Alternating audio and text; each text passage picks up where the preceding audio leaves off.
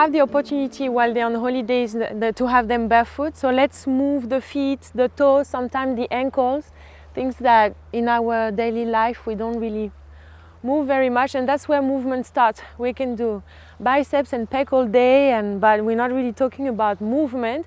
If the feet and ankles are not working, the whole body is not really working properly. So then I keep pushing here, but if it's not moving there, this is the base. This is where real strength comes from.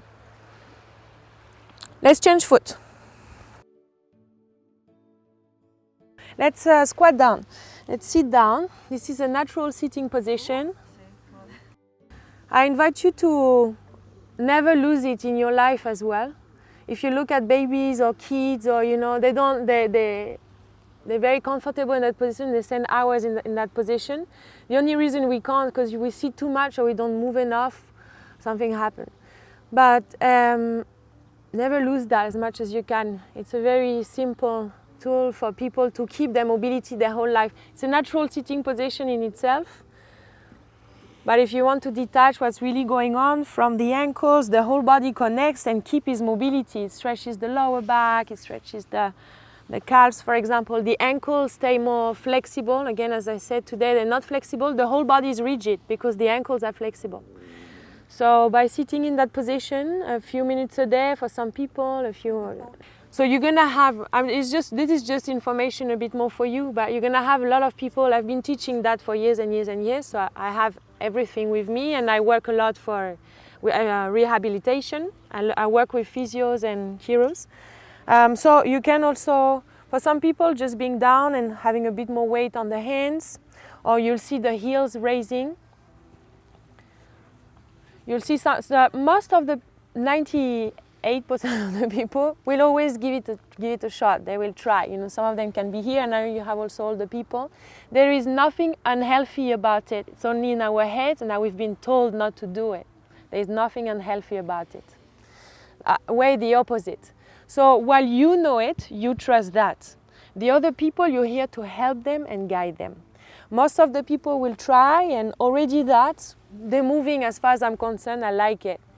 If they really can't or they're against it, then it's your job to always make them happy in the moment, and here while we're sitting, they can sit on their bum or whatever. It's never to be against them, but you also know the value of sitting in that position for a few minutes. I have routines where we normally stay all on low locomotion, and we normally stay in the squat position and start moving. So with your guests, that might start to be a bit too much, but just to kind of sit down in that position using a bit of rhythm will really help for the body to keep its mobility for the day. This is, as a professional, a first assessment. If someone can't do it, you already know, or if they can, if they can't, or where is it stuck, you already know a lot about what bodies you're dealing with. As a professional, it's an assessment, mostly.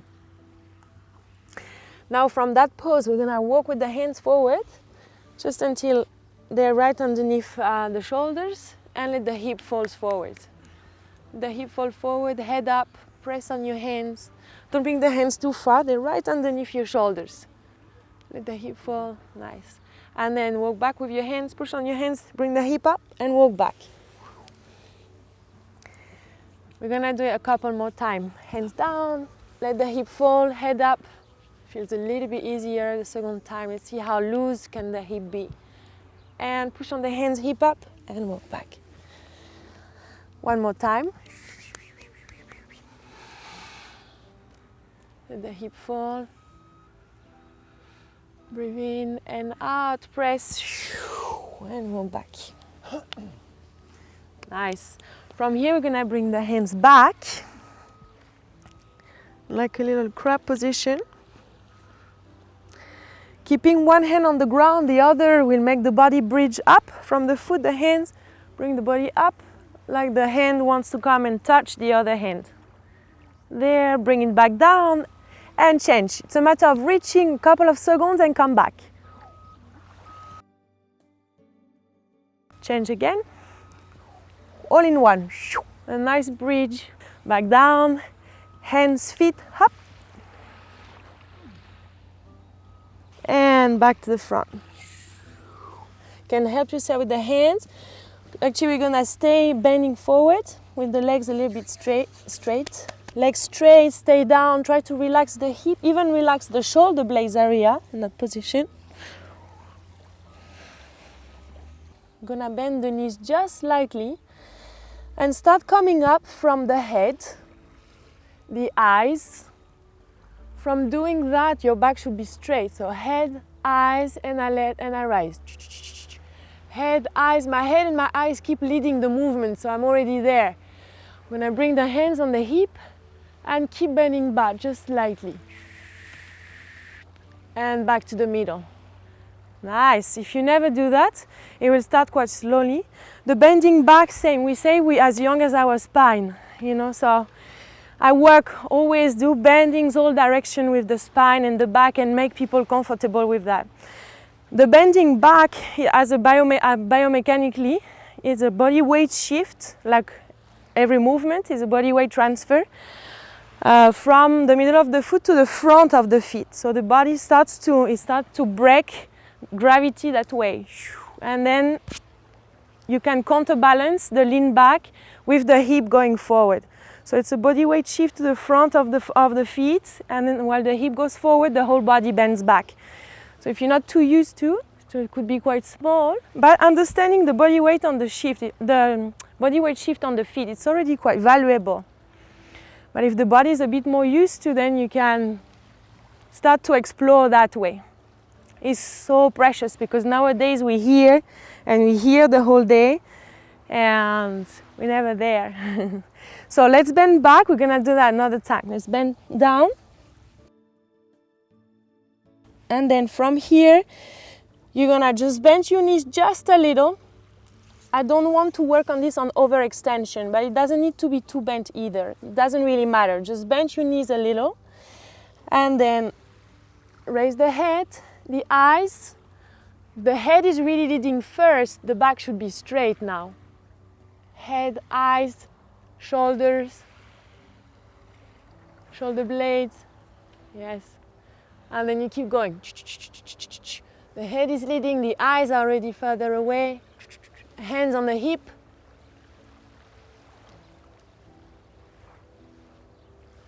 Bring it back slowly. And one more time. And up, eyes, head, shoulders, hands on the hip. And bring it back. Nice. For about 30 seconds, I'll give you a little movement drill that I really love at the moment and that I work a lot with in different manners. The feet are glued here on the sand. So that's a place where they will stay here. That's the only thing that will keep you on the ground and keep you where you are.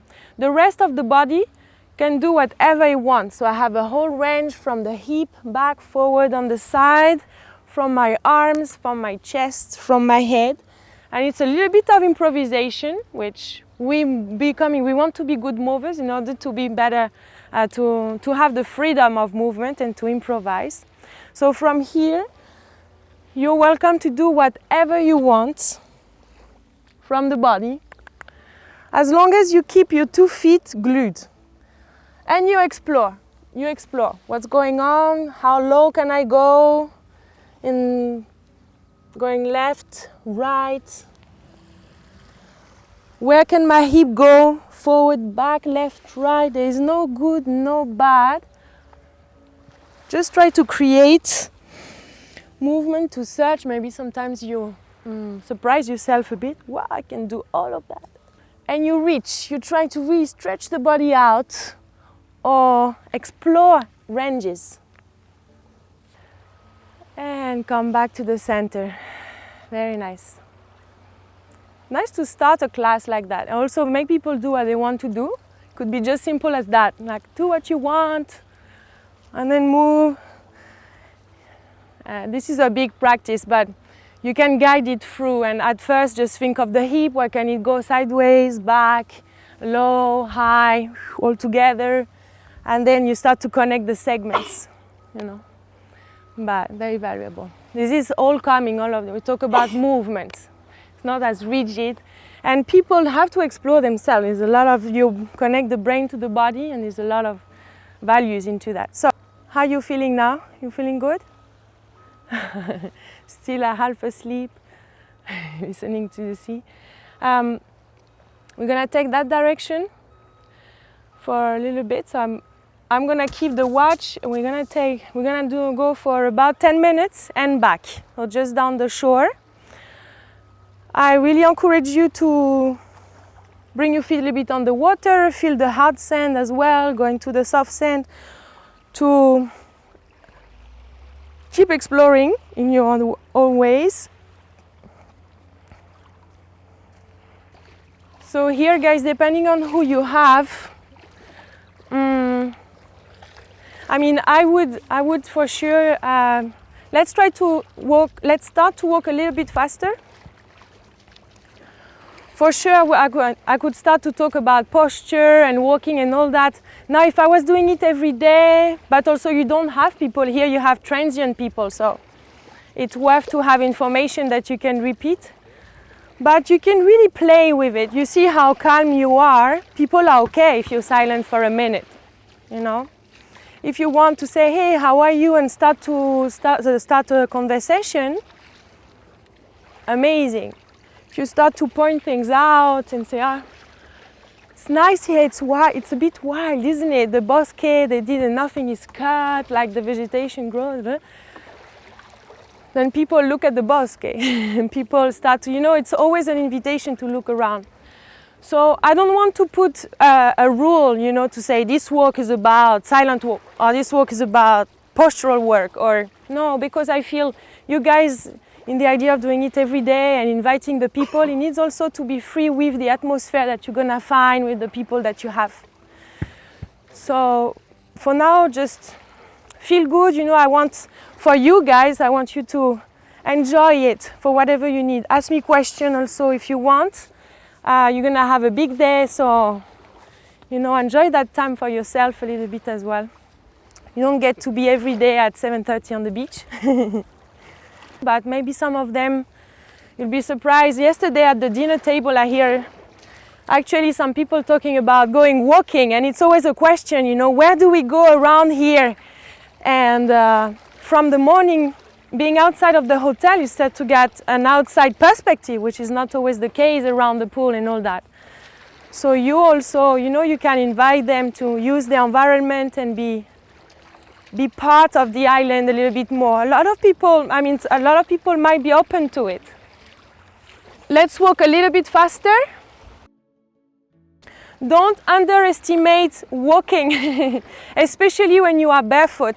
It's an amazing work for the body. It's really, really amazing. And people don't walk enough nowadays. So just the walking, feeling the body, I feel this moment is very, very precious. You just allow people to feel themselves and to be part of that.